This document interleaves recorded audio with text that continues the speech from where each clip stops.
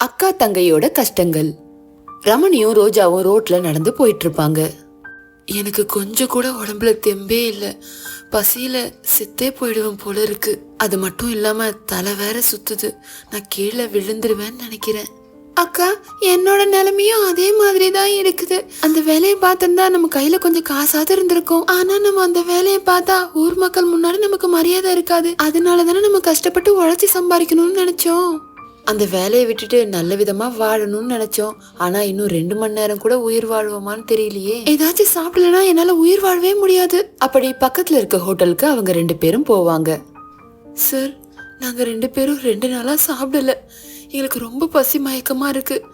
எங்களுக்கு ஏதாவது சாப்பிட கொடுக்குறீங்களா சார்? என்ன விளையாடுறீங்களா? காசு இல்லாம எப்படி? நான் நடத்துறது ஹோட்டல், ஒன்றும் தர்ம சேவை சத்திரம் கிடையாது. உங்ககிட்ட யாராச்சும் வந்து காசு தரமா பண்ணிட்டு போயிட்டாங்கன்னா நீங்க சும்மா விட்டுருவீங்களா? விடமாட்டீங்களே. யாரோடைய வியாபாரம் அவங்களுடையது.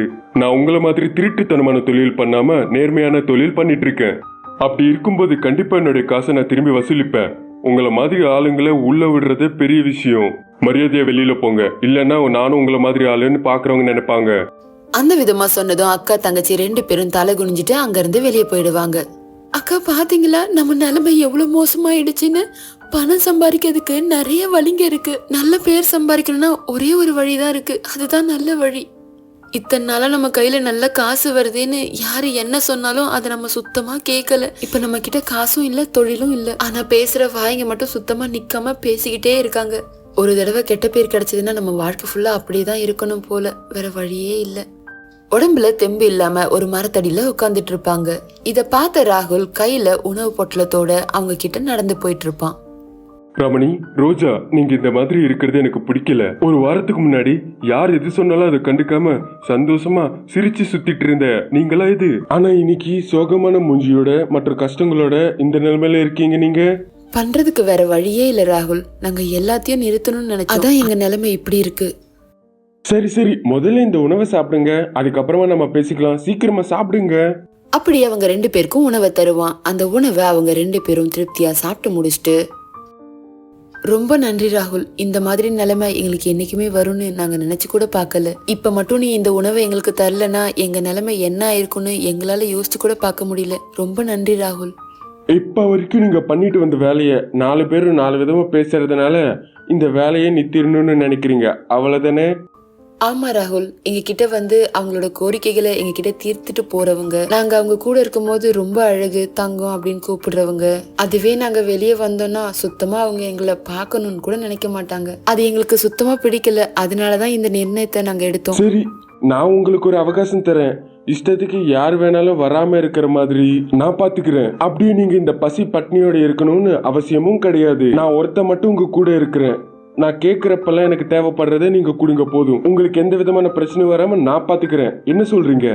வேண்டாம் ராகுல், நாங்க அந்த வேலையை பண்ணக்கூடாது சொல்லிட்டு நாங்களே நிறுத்திட்டோம். இப்போ அதே வேலையை ஒருத்தர் கூட பண்ணாலும் 4 பேர் கூட பண்ணாலும் அர்த்தம் மாறாது, மீறின மாதிரி ஆயிடும். அதனாலதான் நாங்க அந்த வேலை வேண்டாம்னு நினைக்கிறோம். நிறுத்துங்கடி உங்களுடைய நடிப்பை. என்னமோ இத்தனை நாளா ரொம்ப நல்ல வெளியில வாழ்ந்துட்டு வந்த மாதிரி சீன் போடுறீங்க. நீங்க பண்றதே கேடுகட்ட வேலை, அதுவே பண்ணி தொலைங்கன்னு நான் சொல்றேன். நிறைய பேரு கூட தங்கி காசு வாங்கினப்பெல்லாம் வராத கூச்சம் இன்னைக்கு என் கூட தங்கி வான்னு சொல்லும் போது என்ன பிரச்சனை உங்களுக்கு? இதான் ராகுல் எங்களோட நிலைமை. எங்களுக்கு உணவு தேவைப்படுற சமயத்துல நீ எங்களுக்கு உணவு கொடுத்து எங்க கிட்ட கெஞ்சின. இப்ப நாங்க வேணான்னு சொல்லும் போது உன் மனசுல இருந்த கோபம் அப்படியே வெளியே வருது. இன்னும் கொஞ்ச நேரத்துல நீ ராட்சசனா கூட மாறிடுவ. நாங்க உங்க கூட இருந்தோம்னா நீங்க எங்களை நாய் மாதிரி பாத்துப்பீங்க. அதனால எங்களுக்கு அந்த வாழ்க்கை வேண்டாம். தெரியாம நாங்க நிறைய தப்பு பண்ணிட்டோம். தெரிஞ்சே அந்த தப்பு பண்ண நாங்க விரும்பல. நாங்க வாழணும்னு ஆசைப்படுறோம். நல்லபடியா வாழணும். எங்களை வாழ விடு. உனக்கு ஒருவேளை எங்க மேல அந்த மாதிரி ஒரு எண்ணம் கிடையாதுன்னா, நல்ல எண்ணம் இருந்ததுன்னா எங்களுக்கு ஒரு வேலை வாங்கி கொடு.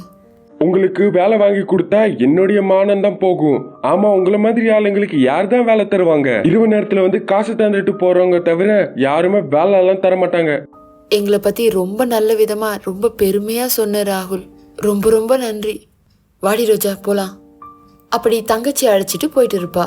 அக்கா, நம்ம இங்கே இருந்தோம்னா நம்ம நிலைமை இன்னும் மோசமாயிட்டே தான் போகணும். அதனால நம்ம வேற ஊருக்கு போயிடலாம். கல்லு உடைச்சோ கூலி வேலை செஞ்சோ நம்ம பொழைச்சிக்கலாம். நம்ம முன்ன மாதிரி அந்த வேலையை செய்ய வேண்டாம். என்ன சொல்றீங்கக்கா? சரி ரோஜா, நீ சொன்ன மாதிரியே நம்ம 2 பேரும் வேற ஊருக்கு போகலாம். நம்ம கடந்த கால நினைவுகள் நம்மளை துரத்தாத தூரம் போலாம்.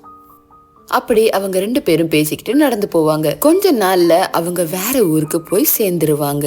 அப்போ அங்க புதுசா கட்டிட்டு இருக்க வீட்டு பக்கத்துல போவாங்க. அங்க மேஸ்திரிய சந்திச்சு, அண்ணா நாங்க வேற ஊர்ல இருந்து ரொம்ப தூரத்துல இருந்து வந்திருக்கோம், எங்களுக்கு ஏதாவது வேலை இருந்தா தாங்கண்ணா. எங்க கிட்ட எல்லாம் வெயிட் தூக்குற வேலை மட்டும்தாம்மா இருக்கும். ஆனா உங்களை பார்த்தா என்னைக்குமே கஷ்டப்படுற வேலை பண்ற மாதிரி தெரியலையே. உங்களால இதெல்லாம் பண்ண முடியுமா?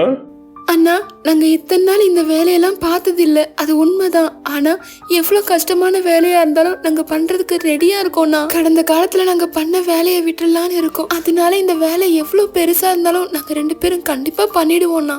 சரி, அப்போ அந்த கற்களையும் மற்றும் மண்ணையும் தூக்கி உள்ள வைங்க. தினமும் இதே வேலைதான் இருக்கும். காலையில இருந்து ராத்திரி வரைக்கும். உங்களுக்கு சம்மதம்னா போய் வேலையை பாருங்க. அந்த விதமா சொல்லுவாரு. அன்னையில இருந்து அவங்க 2 பேரும் அவர்கிட்ட வேலை பார்ப்பாங்க. அந்த வேலையில ரொம்ப காசு கம்மியாவே கிடைச்சாலும் சுத்தி இருக்கவங்க எல்லாரும் அவங்களுக்கு மரியாதை கொடுக்கறது அவங்களுக்கு ரொம்பவே பிடிச்சிருக்கும். அதனால அவங்க ரொம்ப சந்தோஷமாவே இருப்பாங்க. அக்கா, இவ்வளோ நாளா நம்ம கையில எவ்வளவு காசு இருந்தாலும் கிடைக்காத அந்த மரியாதை இப்போ இந்த கம்மி காசுல கூட அழகா கிடைச்சிருக்குல்லக்கா. நேர்மையான வேலைங்களுக்கு கிடைக்கிற மரியாதை இதுதான் போல இருக்குக்கா. நீ சொல்றது சரிதான். நம்ம இனிமே எவ்வளவு கஷ்டமா இருந்தாலும் இந்த வேலையே பார்க்கலாம். இனி நம்ம கடந்த கால வேலையை சுத்தமா பண்ணவே கூடாது. இந்த சமயத்துல மத்த வேலையாட்கள் அங்க வருவாங்க. என்ன, இன்னைக்கு நீங்க உணவு கொண்டு வரலையா?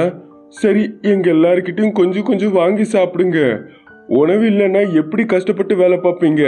அப்படி அவங்க கிட்ட இருந்த கொஞ்சம் உணவு அவங்க கிட்ட தருவாங்க. அக்கா தங்கச்சி 2 பேரும் கடந்த காலத்தை பத்தி யோசிச்சு இந்த மக்களோட பாசத்தை பார்த்து சந்தோஷப்படுவாங்க.